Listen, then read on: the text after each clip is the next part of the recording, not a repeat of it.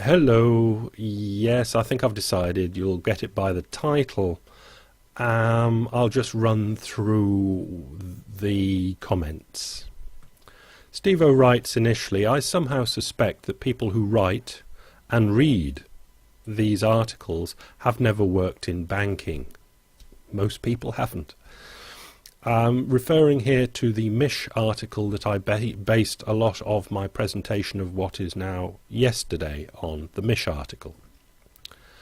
Whilst it's true that banks do not lend directly from their reserves, good start, and a good thing for us to think that we know, as in it is looking like we're edging towards actually knowing this as a fact.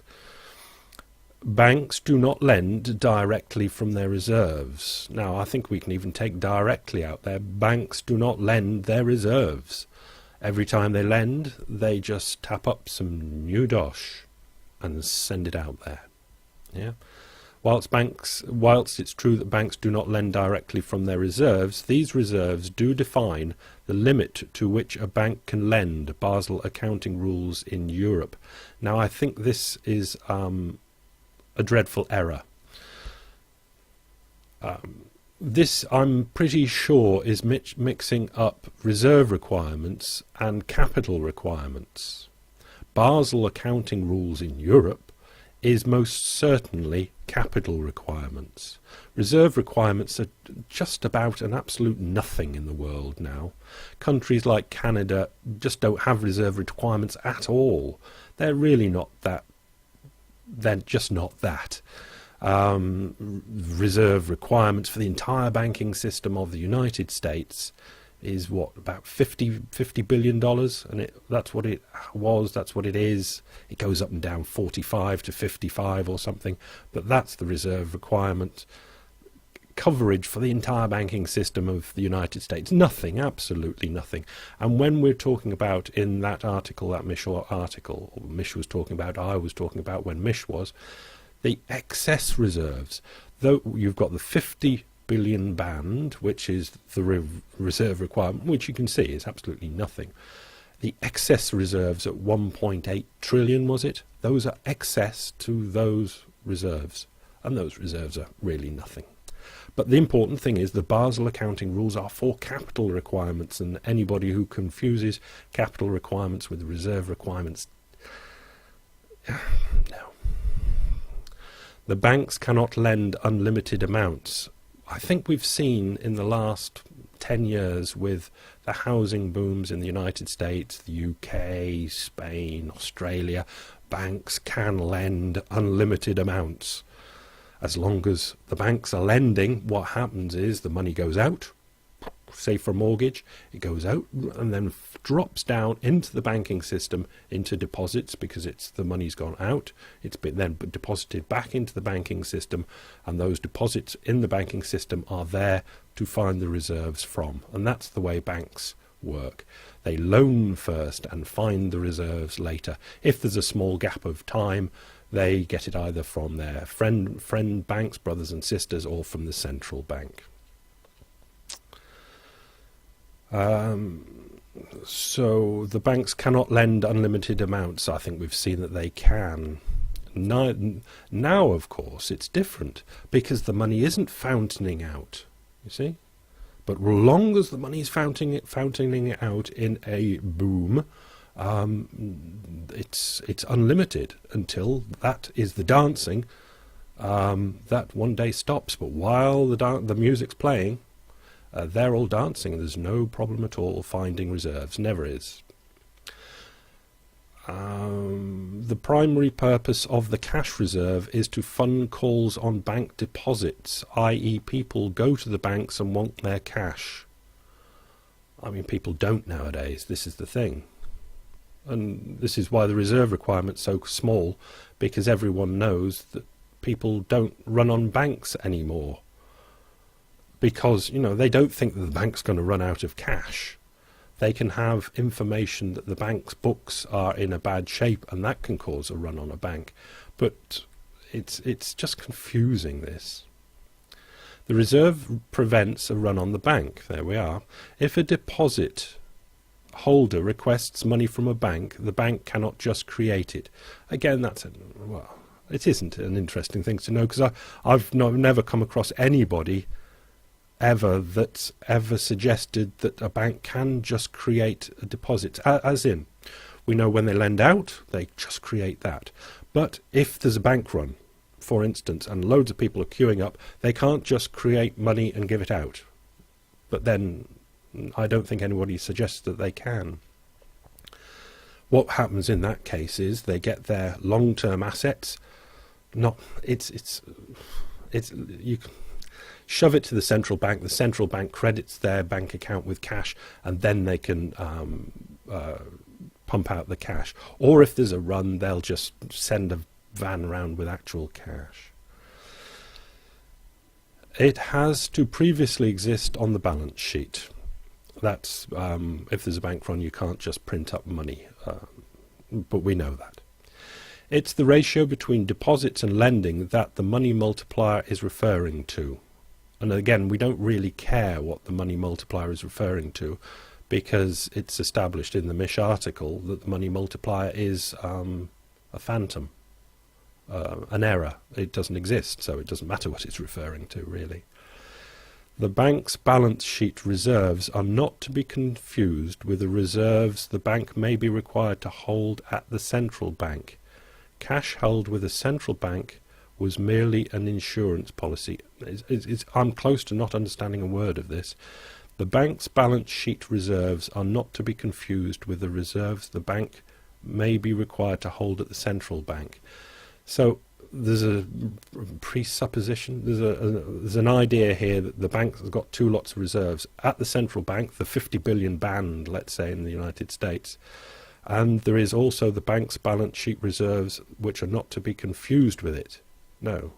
If the best way of thinking about the banking system is all banks are empty. They're empty of everything except a bit of a float of cash in the vault or in the safe. Just think about it as a safe. They only need a small float.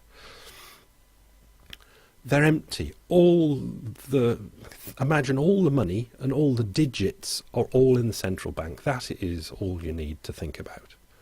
And that's the way to think about it, because that's the way it is. All banks have their accounts with the central bank.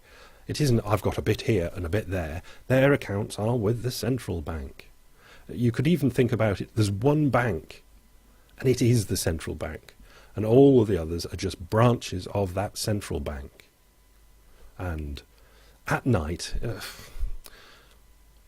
all things go into the central bank. I mean, but you know, this is where confusion is between cash and digits. There's just almost no cash, and it's all digits. And all the digits are effectively held at the central bank. All banks are effectively empty. So I don't know what that last thing is. It doesn't make sense to me.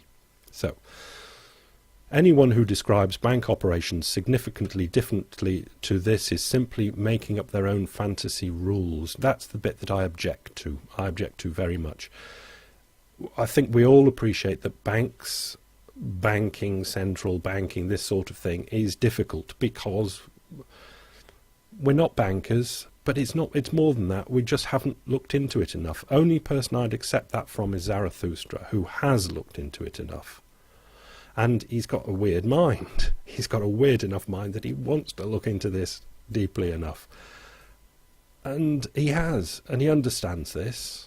And I would accept that from him. But from the history I know of the way Stevo has commented and posted on OTP, he's not firing from a position of knowing this stuff. This is carry on. The $500 billion cash swapped for securities by the ECB to the European banks was designed to preserve the reserve base of the banks requesting the cash. Now, seeing I've mentioned Zarathustra, he'd be going reserve base? Reserve base. Okay. That could only really be the equivalent of the 50 billion band. Eurozone's, let's say it's a lot bigger. It's not, but let's say it is. They'd want about 100 billion of reserve requirement, not capital requirement. As said before, anybody confuses reserve requirements, with capital requirements, hasn't quite got into this subject yet. The $500 billion cash swap for securities at the ECB to European banks was designed to preserve the reserve base of the banks requesting the cash. Bolstering their reserves provides cash to those depositors who want to withdraw cash. People in Europe don't want to withdraw cash. If a reserve was not available, it would be impossible to perform any transactions within the economy, since banks cannot create cash to pay depositors, as we established earlier, though they can borrow it temporarily, which we established earlier. The implication here is that the ELTRO, which on the 29th of February some people are talking about will go to 1.5 trillion, with another 1 trillion on 29th of February, will go up to 1.5 trillion. Stevo is saying that this is some sort of to stop a 1.5, or let's say half trillion, because that's enough anyway, a €500 billion run on banks.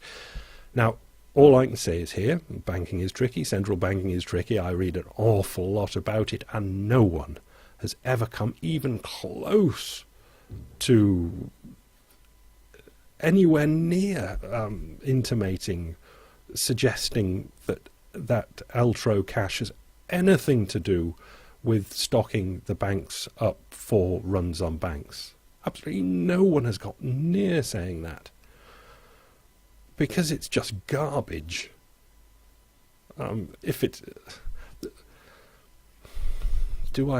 See, this is the problem with Stevo is obviously just looking for an argument, and the more you say in an argument, then the more you can be at.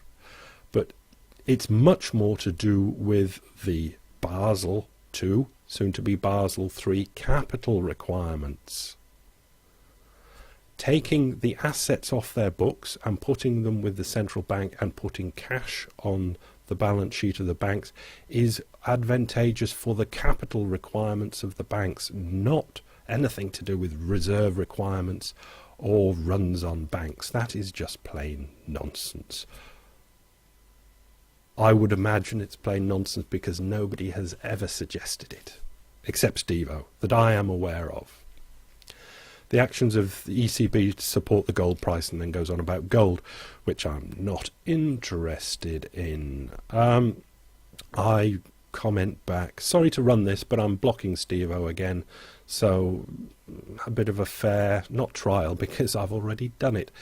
But the workings of the banks, central banks, are difficult to understand, I'm writing, but you obviously think you have cracked it enough to write such a comment with such seeming certainty, and it's the seeming certainty that gets me. People commenting and saying, I think, or the way I understand it, or that sort of thing, but this, bleh.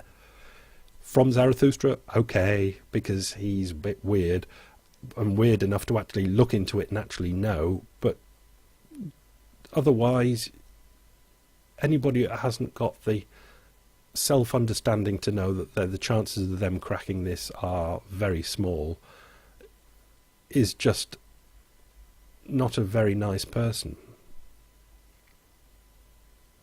I was thinking at the start I could comment back and tidy up a few points, but by the end I decided that this would be like teaching a pig to whistle, as in, what is that expression? It's impossible and it annoys the pig. I decided that Stevo was just plain looking for an argument, because that's the way it looked to me. Stevo comes back with afterwards. There is nothing for you to teach me, Nick. Unlike yourself, I have worked in banking, private, retail and investment for 15 years. My knowledge of banking far surpasses your armchair internet knowledge of the subject. You are too remote from the subject to calculate an informative opinion. The best you can do is borrow ideas from a very small handful of investors who propose ideas that support their investment position. This is how the market works, by pushing rumours and theories to create bubbles in an investment. Oh, and I forgot to mention, at the time, I worked for GMAC, packaging subprime mortgages, and witnessed all of the lying and the threats used to gain a commission. For you to tell me how the financial system works is like a kid playing a computer war game telling a sergeant in Afghanistan how to fight a war. So I'll just say, if anybody really thinks that I'm going over the top blocking Stevo, if there's lots of it saying that I've got the wrong end of the stick or something, I might go back on it. But for the moment, this sort of stuff is kindergarten. It's schoolyard knockaround. And I don't want to, if somebody's going to establish something as a fact on the comments and go, this is how it is, I feel obliged, if I think it's wrong, to comment. And I think Stevo knows this, and this is why he was just pushing for a fight. An Afghanistan sergeant versus kid playing a computer game type fight. And it's not the sort of childish nonsense I want to have to deal with. So, once again, Stevo is blocked.